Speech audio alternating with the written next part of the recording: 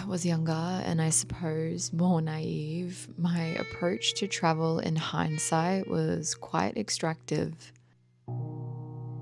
I'd do my research into the most Instagram worthy spots or places my friends recommended and would pack my bags and venture off into the unknown, filled with expectation and a mood board to embody. I'd find myself ticking experiences off a to-do list and floating between gallery, marketplace, and cafes in what felt like one great inhalation, feet barely grazing the ground below me.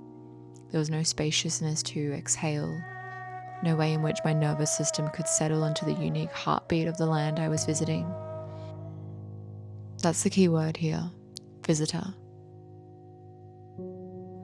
A mere passerby who had her own agenda and hard-earned money to spend. I forgot, I suppose, as we all do, forgetting what a privilege it is to be able to explore new landscapes, to have a job that supports me in doing so, and being raised in a country that is safe enough for me to leave and return to without fear. Forgetting the responsibility we carry as visitors to a place, and how we have access to so much information that educates us on how to travel in reciprocity, how to ask questions not only to the locals and I suppose the land, but to ourselves. What prejudices or biases might I be bringing here that I haven't yet examined?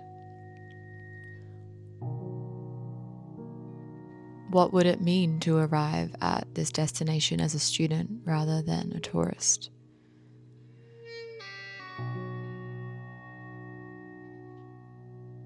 What does my nervous system need to feel safe in these unfamiliar environments?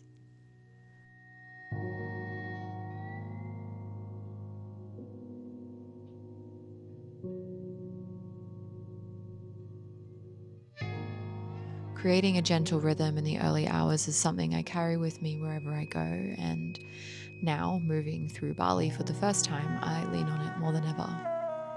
Unfamiliar landscapes, especially ones as sacred and as ancient as these, can rise a lot to the surface, the sediment of our being, now untethered from the place we once called home, asking to settle and find its new home, sprinkled across the places and faces we meet along the way, asking us to notice just a little more, to soften into the unexplored edges of ourselves. There's a quote by philosopher Simone Weil that I often return to. Attention, taken to its highest degree, is the same thing as prayer. We all carry our own understandings of prayer. Some thank trees and the soils beneath their feet. Others pray in churches or temples. I've come to see attention itself as sacred, something to be protected. Holding it this way has allowed me to move through my days with a deeper sense of reverence. I carry this notion with me along my travels, gracing each moment with almost devotee-like attention.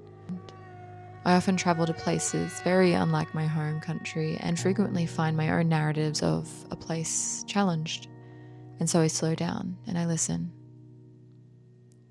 I'm now finding that true wisdom begins in recognizing the limits of what we know.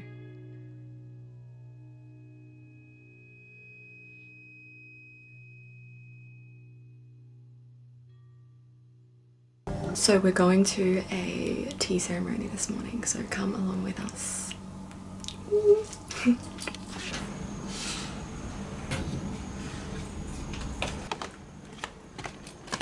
Pulling closer to your heart, but also you're lifting your chest.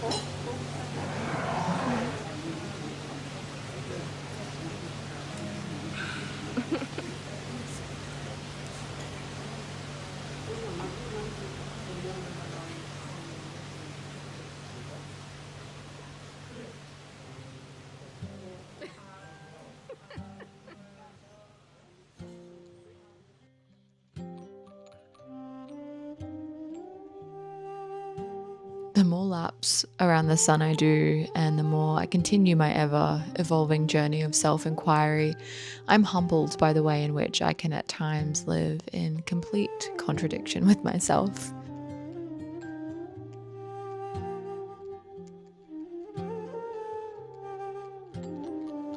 I undulate between a desire to melt into each given moment and suck the marrow out of whatever wisdom is trying to come through, and the desire to rush through it all, not out of impatience, I guess, but out of fear that I'm missing out on something great in another moment that is yet to come.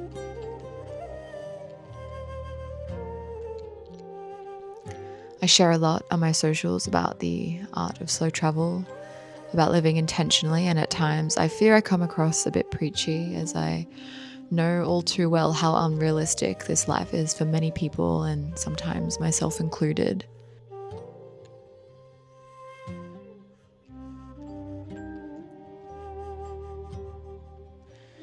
My first few days in Bali consumed of this dichotomy of hours spent in the morning trying to ground into my body, only to be resisting the underlying murmur to almost jump out of my skin and experience it all right now. It's a constant ebb and flow between extremes, and so I guess I'll have to dance within them.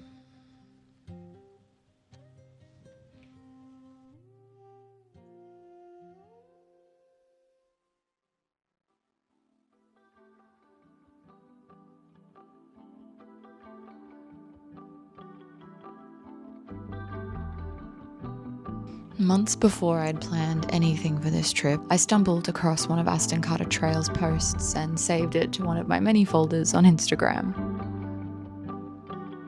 I read that they are Bali's first regenerative walking trail, and then I went to research further and was reminded about how much mass tourism has not only impacted local ecosystems, but on ancient farming practices as well. I still am, and forever will be, learning about the ways in which I can be a more conscious tourist. And so in honour of that, I booked their Sacred Waters Trail, which was one of their many incredible offerings. We spent the day walking through villages, rice terraces, learning about the local ecosystem and the Subak network. This all led us to experience a sacred water purification ceremony led by a local priest at a private dwelling.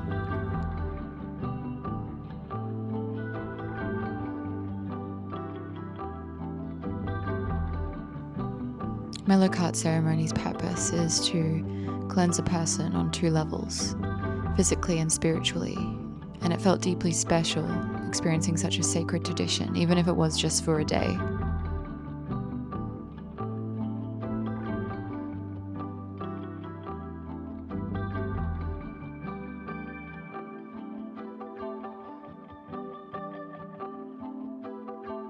The intimacy of this experience is something I still carry with me.